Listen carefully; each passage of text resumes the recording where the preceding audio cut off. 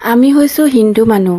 ভগৱানে সৃষ্টি কৰা প্ৰায়বোৰ জীৱ-জন্তুক আমি পূজা কৰোঁ। তাৰে মাজৰে আজি হৈছে নাগদেৱতাৰ পূজা, মানে নাগ পঞ্চমী। মহাভাৰতৰ সময়তে অভিমন্যুৰ পুত্ৰ পৰীক্ষিতৰ মৃত্যু এটা কামোৰাৰ কাৰণে হৈছিলে আৰু তাৰে প্ৰতিশোধ ল'বৰ বাবে তাৰ পুত্ৰ জয়মেয়ে এটা দাহ যজ্ঞ কৰিলে আৰু সেই যজ্ঞত সংসাৰত যিমান সাপ আছিলে, যিমান আছিলে, সকলোৱে আহি তাত জ্বলি ভস্ম হৈ আছিলে।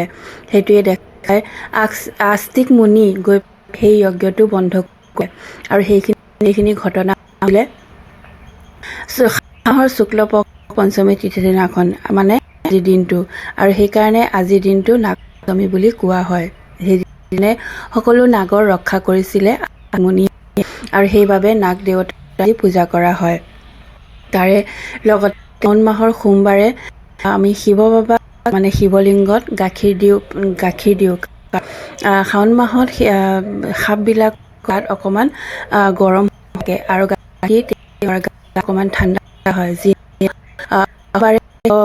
আৰু শিৱবাৰ মালাৰ ৰূপ ধাৰণ কৰি লৈছে নাগদেৱ, আৰু সেই সোমবাৰে আমি শিৱ বাবাক জল আৰু গাখীৰ দিওঁ। তেনেহ'লে আজি কেনেকৈ লাগিলে জনাব, নিশ্চয় কিবা এটা গম পাইছে আপোনালোকে। নজনা কথা পালে সেইটোৱে বিচাৰোঁ যে কিবা নজনা কথা আপোনালোকে গম পাওক, আৰু বালি নিয়মৰ মতে যেনেকৈ পূজা কৰিব গোটেইটো ভিডিঅ'ত দেখাই দিছোঁ। অন্তিমত মই আহিছে ঘৰত, আমাৰ ঘৰৰ দুৱাৰমুখত সকলো নেপালীৰে মুখত এনেকৈ নাগ দেৱতাৰ ফটো দিয়ে আৰু বামুণক আমি দক্ষিণা দিওঁ, ভোজনি দিওঁ, আৰু তেনেকৈ তেওঁ আশীৰ্বাদ দি পেলাই আমাক গুচি যায়। তেনেহ'লে ভিডিঅ'টো